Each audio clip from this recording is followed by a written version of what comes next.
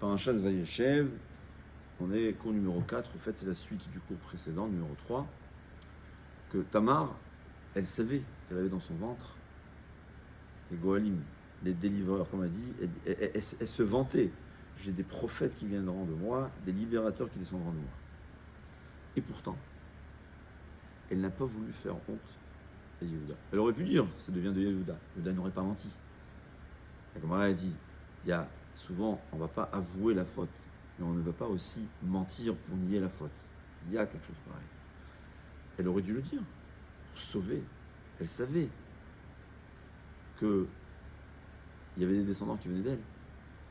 Mais c'est ça la règle, savoir.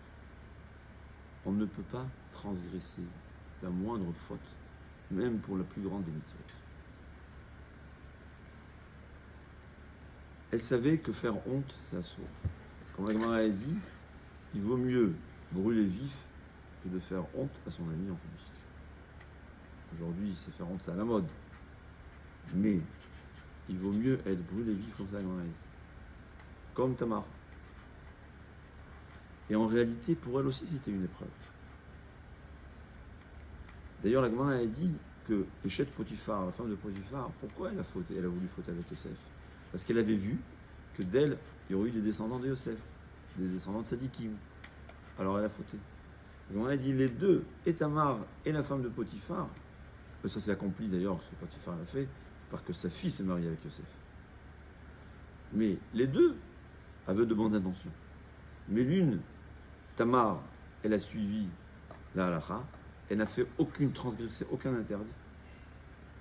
Et l'autre, elle s'est permis même de fauter Échet Ish, la plus grave des interdits, et elle était même prête à tuer son mari pour pouvoir ne pas transgresser sur Échet Ish.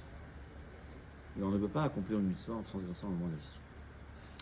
Et on a une tradition, le Pascal Wittgenstein a dit, que si, pour construire le Beth Amikdash, on va provoquer Khalishut Adat, c'est-à-dire une personne qui va se vexer, qui va se sentir mal à l'aise, eh bien on ne va pas construire le Beth Amikdash.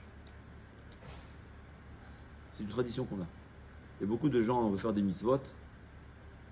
Ah, mais il y a l'autre, il va être gêné, l'autre, il aura honte. Des fois, il y a un rave, on va lui dire de faire quelque chose, et ça va gêner l'autre. C'est une mitzvah. Même pour une mitzvah, on n'a pas le droit de gêner quelqu'un. De déranger, de vexer. Interdit. Il y a une fois, je crois que Moshe Feinstein avait dit ça aussi. Je n'en veux pas. Il y a un rave qui a demandé, mais c'est pas possible. On attend tellement le Mashiach. Pour ne pas gêner quelqu'un, on ne va pas emmener le Mashiach. Il dit, on a une preuve de Moshe Rabbeinu. Moshe Rabbeinu, il n'était pas prêt de venir délivrer le peuple juif en sortant d'Égypte, parce qu'il s'est dit, mon frère aîné Aaron va être vexé.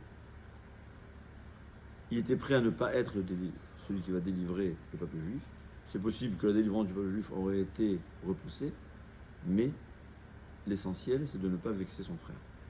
Et Akadosh Baruch Hu lui a donné raison, seulement il lui a dit, sache, ton frère Aaron, il est tellement gentil que Vera Acha Vesamach Belibo.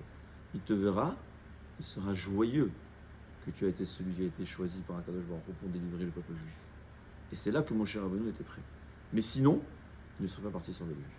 À savoir, on ne fait aucune avéra, même pour accomplir la plus grande des mitzvot. Sauf si la halakha permet de transgresser une avéra. Mais quand il s'agit de vexer quelqu'un, quand il s'agit de faire du mal à son ami, ça, aucune halakha ne permet.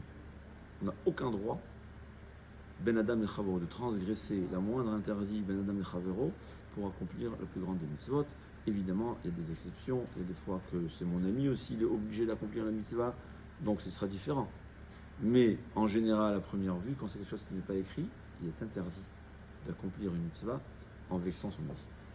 Kol tov, b'hatzlacha.